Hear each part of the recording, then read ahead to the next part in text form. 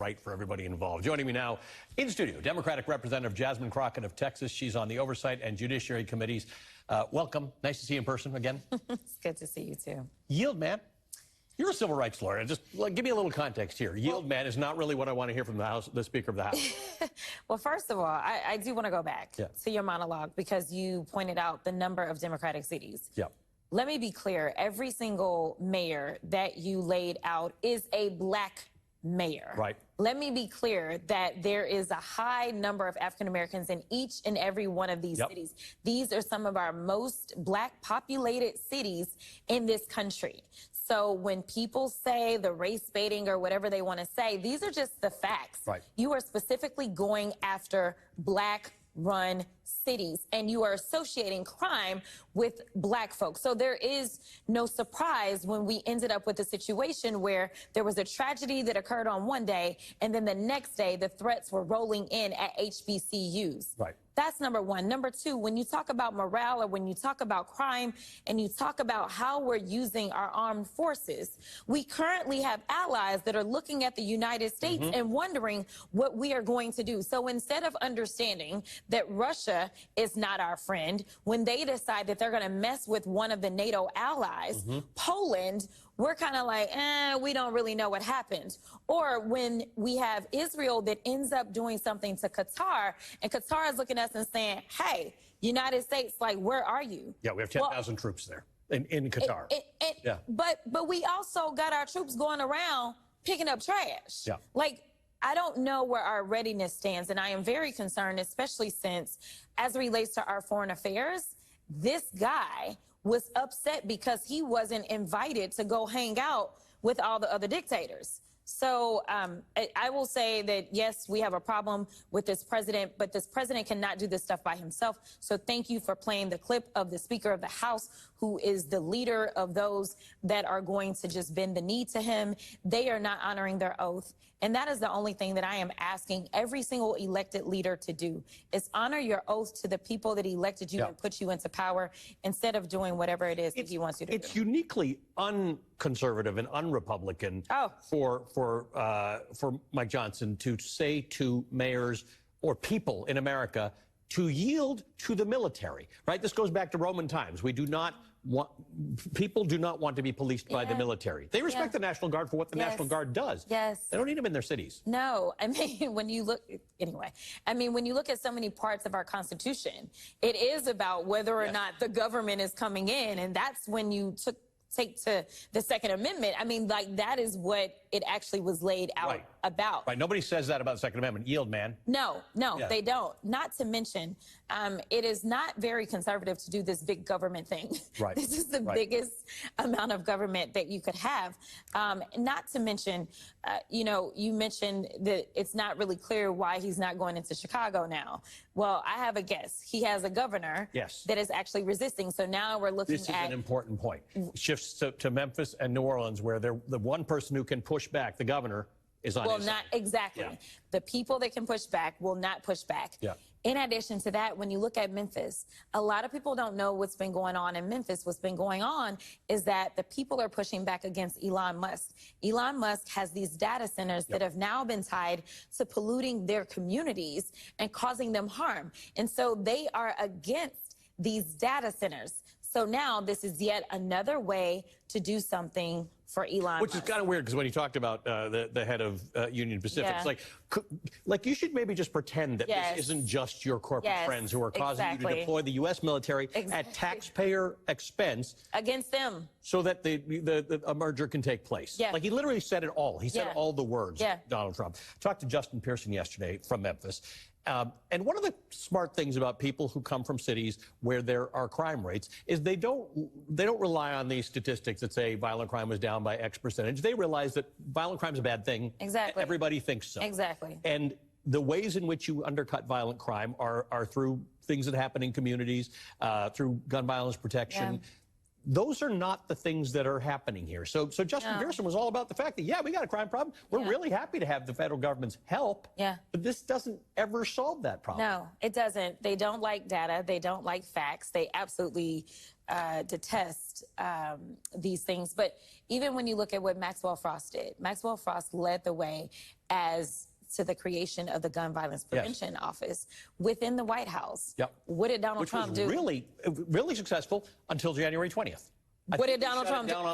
He absolutely did. Yeah. He got rid of it. And so we have the data that shows what it takes to bring this down. We also know that in these budgets where he's going out and he's saying, yes, give more money to ICE, and yes, I do want my ballroom, and yes, I do want this $400 million plane that is unconstitutional, that will cost the American people $1 billion to retrofit. Yes, he can find all the money for that while taking away the programs that law enforcement agencies are relying on.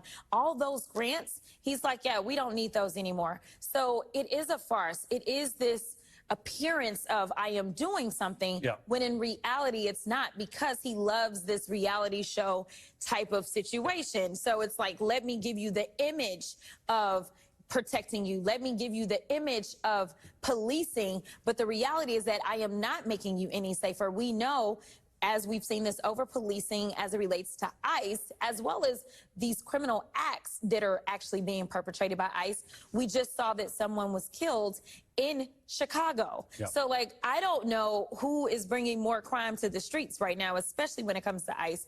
So the over-policing has never worked.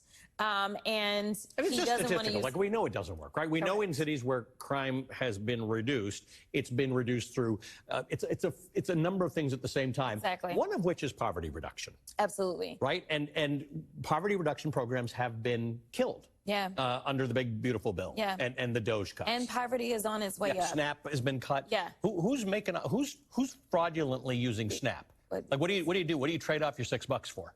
Correct. Your $6 a day. Like, these are the people that are getting rich off of the federal government, not the Elon Musk. That's conceptually our problem, right? That we are scraping every last dollar. We're squeezing every last dollar out of people who can least afford it. Exactly. So that the merger can go through with Union Pacific. Exactly. But that's everything that they're doing. Everything is about the billionaires. Like, everything that we've seen from this big ugly bill, it's about making sure that they have more.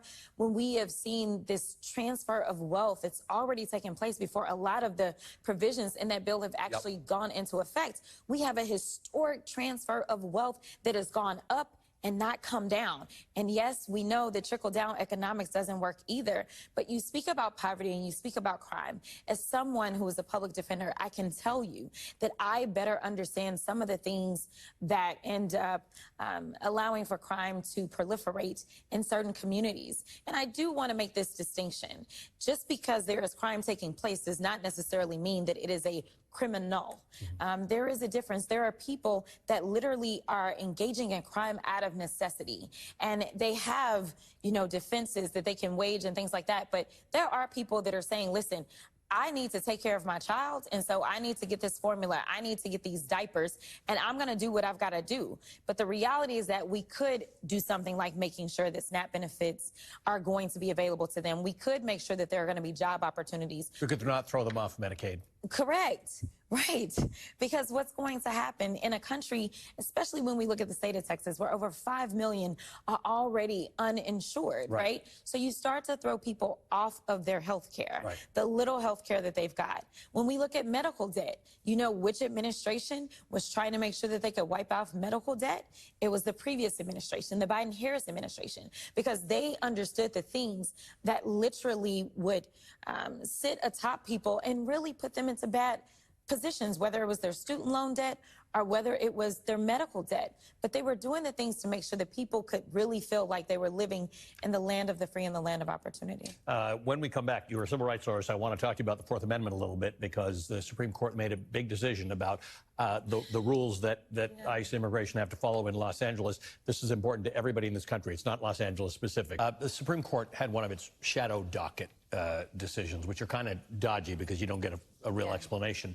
And this one is about ICE raids in Los Angeles and the ability for ICE to kind of just roll people up, right? Because of accent or ethnicity or what they look or where they happen to be if they're gathered outside a Home Depot.